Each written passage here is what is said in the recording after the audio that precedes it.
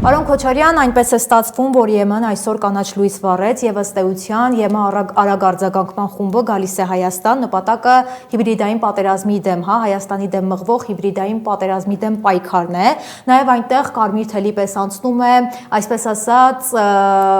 այն, որ պետք է օտարերկրյա, այսպես ասած, պետություններին թույլ չտան խառնվել Հայաստանի ներքին կյանքին, նա մասնավորապես հունիսի 7-ին կայանալիք ընտրությունների ֆոնին, բայց որևէ պետության անուն չի նշվում, ինչպես չի նշվել նախկինում, երբ Հայաստանը դեկտեմբեր ամսին դիմեց ԵՄ-ին այդ խումբը արագ արձագանքման խումբը Հայաստան ուղարկելու համար։ Հիմա ինչ է ստացվում, ԵՄ-ի արագ արձագանքման խումբը, երբ որ գա Հայաստան, սա ինքնին միջամտություն չէ։ Գիտեք, նախ պետք է հասկանալ այնուամենայնիվ եթե չեն ասում,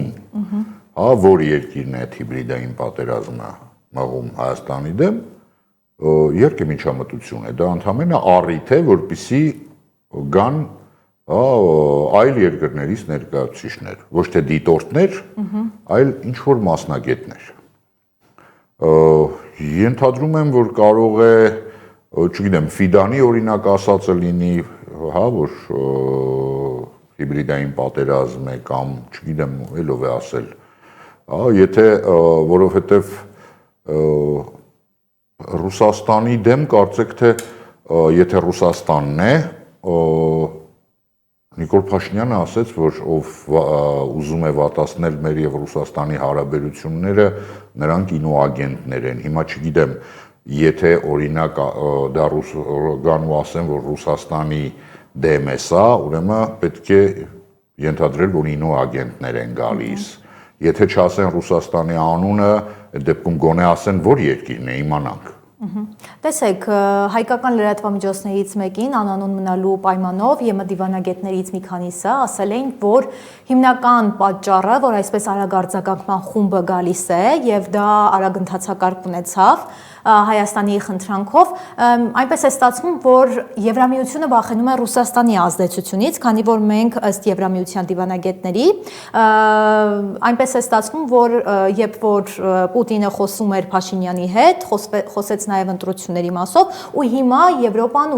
Եվրամիությունը ունի որոշակի վախեր Հայաստանում սպասվող ընտրությունների ֆոնին։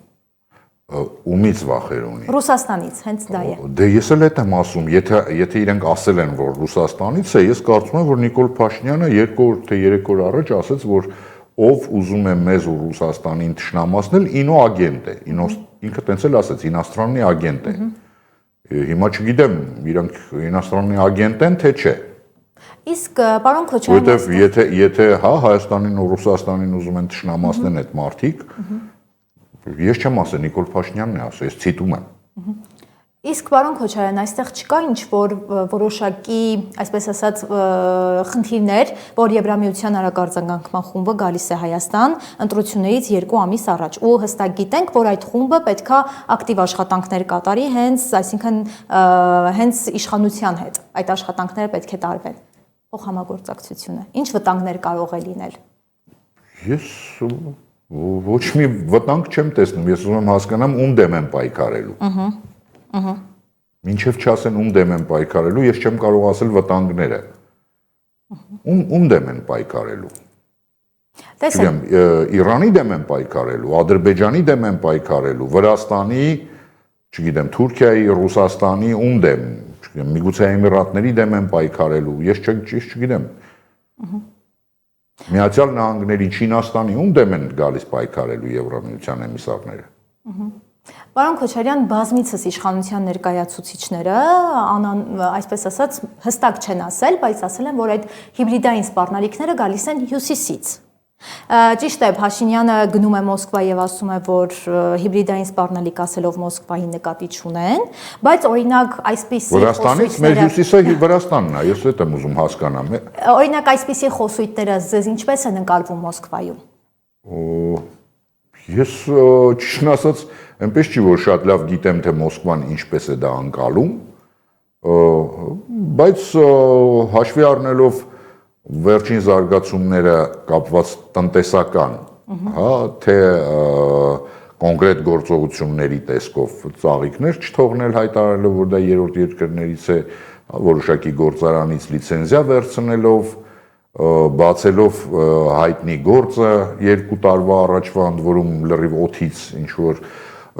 այս ամեն ինչին գումարելով Ավերչուկի հայտնի այդ տեքստը ենթադրում եմ որ նման կերպ են անցալում Եվ սա ուղիղ ազդեցություն ունենալու է նաև հայ-ռուսական տնտեսական հարաբերությունների արդեն ունենում է արդեն ունի ոչ թե ունենալու է այլ արդեն ունի այլ հարցը թե ինչքան է խորանալու ես դա չեմ կարող ասել Օրինակ այնքան է խորանալու, որ Օվերչուկը հայտարարեց, որ անգամ կարող է, այսպես ասած, ավիաուղիների հետ խնդիր ունենալ, որովհետև ԵՄ, եթե օրինակ Հայաստանը գնա դեպի Եվրամիություն, գիտենք, որ Ռուսաստանն է ԵՄ-ի հետ որևէ այդպիսի փոխադրում։ Գիտեք, խնդիրը միայն ավիաուղիները չէ, ավիաուղիները են, որ ասում եմ դա ես կարծում եմ ամենաչնչին խնդիրն է, անգամ գազը չէ, երբ որ հայտարարում են, որ մեզ Եվրոպան փող կտա, մենք գազ բան կանենք, մենք այնպիսի կախվածություն ունենք ընդ որում այս իշխանությունների շնորհիվ, որովհետև երբեք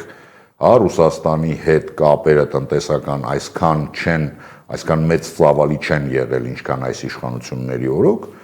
սկսած կրկնում եմ հացահատիկից, այսինքն հացից, շաքարից, ամեն ինչից, վերջացրած նաև սպառման առումով, մեր գյուղատնտեսների, մեր գյուղացիների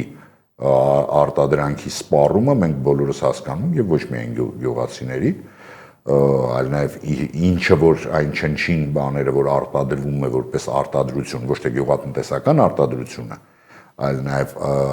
հասկանալի է որ մեծ մասը սպառման շուկան Ռուսաստանն է։ Եվ ես պատկերացնում եմ, այն կոլապսը Եթե հանկարծ իրոք դա ամբողջ ծավալով սկսի աշխատել, այն ծավալով ինչը որ Ավերչուկն էր ասում։ Այստեղ նորից եմ կրկնում, խնդիրը միայն գազը չէ, չնայած եթե մեր քաղաքացիներին հարցնեք, թե ինչքան են կոմունալ վճարում եւ ինչքան հասկանան ինչքան կվճարեն թանկացումից հետո, դա էլ մեծ խնդիր է, բայց նորից եմ կրկնում, դա դեռ ամենամեծը չէ։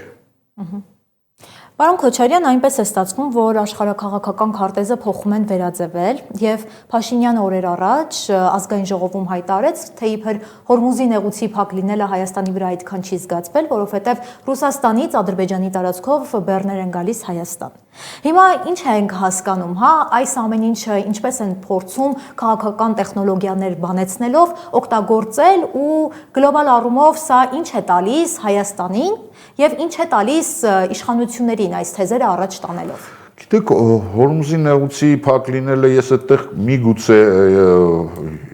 նաև համաձայնվեմ, որովհետև այնպես չի որ մեր կոմունիկացիան հենց Հորմուզի նեղուցով էր, այո, գալիս է, Ադրբեջանով է գալի, բայց որտեղից է գալի, ինքներդ ասեցիք եւ ինքն է ասել, չէ՞, դուք էլ իրեն ցիտեցիք, ասելով որ Ռուսաստանից է գալիս։ Այս սա է, այդ բանալի խոսքը Ռուսաստանից է գալիս, որովհետև եթե այնտեղ փակ լինի, ապա էլի Ադրբեջանից կգա, բայց առավելագույնը ինչ կարող է գա, բենզին կգա, ուրիշ ոչինչ չի կարող գալ։ Մնացած ամեն ինչը միևնույն է,